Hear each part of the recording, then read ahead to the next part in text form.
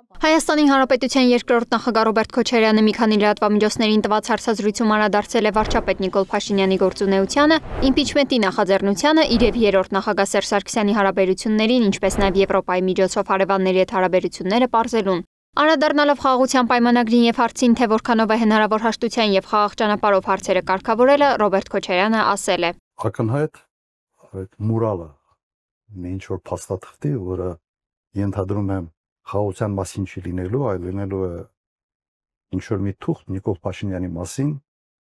թե ինչպես պետք է ինքը իր քաղաքական, այսպես ասենք, հեռանկարը շարունակի, այս մի փաստաթուղթ իրոք չեմ բացառում։ Ամբողանդակ, բայց ավելի շատ ներքաղաքական նպատակներ հետապնդող փաստաթուղթ կարող է լինել։ Որևէ լուրջ բան այստեղ մենք չենք կարող ակնկալել եւ հատկապես եթե նայում ենք այս հարցին աշխարհակական այն մեծ կոնտեքստի մեջ, որ այսօր տեղի ունենում աշխարհը։ Ըստ երկրորդ նախագահի իմպիչմենտի գործընթացը իրատեսական չէ, անգամ նախաձեռնողների տեսանկյունից եւ այն հաջողել չի կարող։ Ես չեմ լսել մեկ մարդու կարծիք, որ դա իրատեսական սցենար։ Նույնիսկ նախաձեռնողները ասում են, հա ինչ ա եղել, փորձենք չլինի։ Անկամ տեխնացուն։ Անկա, հա, 10 օր առաջ ուրիշ կարծիք։ Ինչ տեխնացուն 10 օր առաջ ասում էր դա իրատեսական չէ։ Հիմա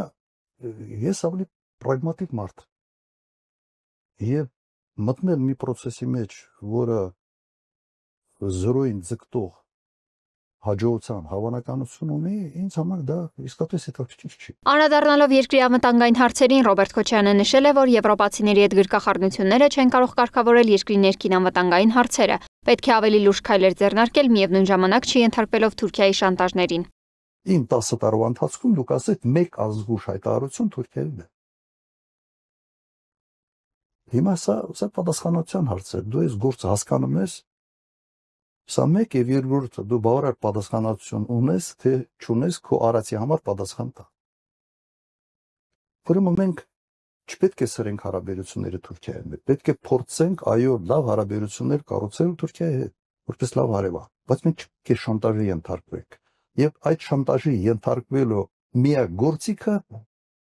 ունենալ այնպիսի գործընկեր, որը զսպելու է Թուրքիայի ախորժակը Հայաստանի նկատմամբ։ Երկրորդ նախագահը նշել է, որ երկիրը չի կարող ղեկավարվել մի մարդու կողմից, ով պարբերաբար նշում է, որ դուրս է մնացել դպրոցից, համապատասխան կրթություն չի ունեցել։ Նա նշել է նաև, որ հիմա ավելի ծանր ճգնաժամային ժամանակներ են հայ ժողովրդի համար, քան իր կառավարման ժամանակահատվածում, երբ 1 տարի թոշակների ու աշխատավարձերի պարտքեր էին կուտակվել։ Սվետլանա Թորոսյան, Նոնա Գևորգյան, ABC Media։